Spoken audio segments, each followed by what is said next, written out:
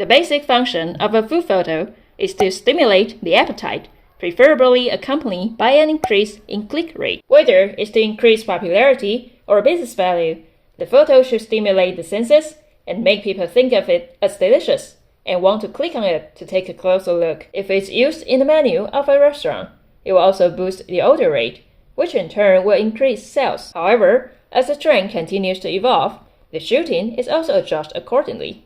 In this video, Bootleg Shot will give practical examples of differences between traditional food photos and the more recent popular food photos in terms of shooting style and key points.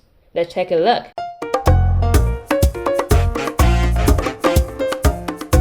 Before we get started, be sure to subscribe to our channel and turn on your little bell to get more information on the latest mobile photography for free. In the past, when smartphones were not so popular, we mostly used digital cameras to take photos, or even earlier, when we still shoot with films.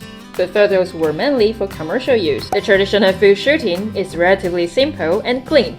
Because of the commercial orientation, it's usually designed together with advertising, so the background is mainly black, white, gray, or single color, which is convenient for post-production. At the same time, food styling and plating are also more demanding, and the details of refinement and perfection are more stringent. For example, the shape and the size of the bread, the angle of the cut, the texture and color, the placement of the food, etc.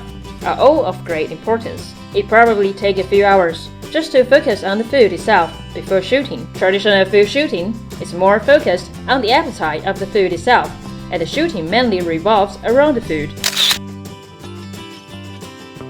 But recently, it's easier to take photos with cell phones, and due to the influence of Instagram and European and American culture, food photos are more in the direction of nature and life. The general shooting style tends to be still life photography, and each photo is more like a freeze-frame moment with oil painting style in the 15th or 16th century. In other words, the recent food photos not only highlight the appetite of the food itself, but also the atmosphere created by the entire setting, so that the photos capture the beauty of life, not just the food itself. For example, when it comes to taking photos of bread, traditional food photos would simply focus on the bread itself, but food photos influenced by the European and American style are more likely to have other objects around it to accompany the bread. From the perspective of traditional food shot, one would think that if you are taking photos of bread, there is no need to put drinks, jams, and napkins next to it. When taking this kind of food photos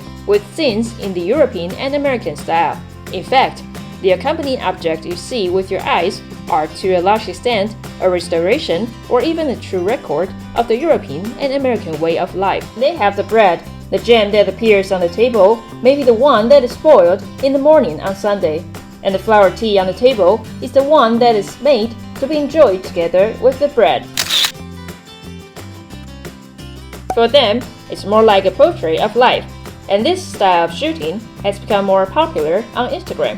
More importantly, because this kind of food photo with a sense of life is far more resonant than just the food itself, evoking common memories and experiences, or even yearnings, compared with traditional food photos that emphasize refinement and a strong commercial atmosphere. Food photos with a sense of life express more than just the food itself, but more of an emotional connection. In other words, there is more sense of story. Fun photography at home. Have you learned it? If you have any questions about taking pictures or arranging props, please leave us a message, and we will make it into a tutorial video to reply. It's not hard to take pictures, just try it.